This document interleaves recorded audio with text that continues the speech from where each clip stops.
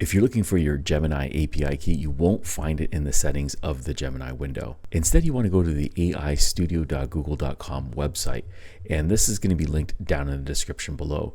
When you get to the website, you're going to get a user agreement that you have to acknowledge, and then click on continue. And here we are at the main window. So you're going to want to sign into this website. It's best to sign in with the same username. I've already done that.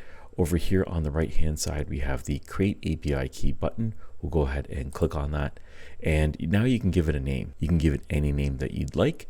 You can name it the same thing as your project. Down over here, we have the import option. If you have an imported project that you'd want to select, you can go ahead and do that. I'm going to be leaving everything as default and then click on create key. It's now going to create my API key, which is right over here at the top. You can go ahead and click on copy, and you can put this anywhere that you want. There will be a lot of AI tools that will require the API keys in order for them to use Gemini. This is going to be the API key that you have right over here.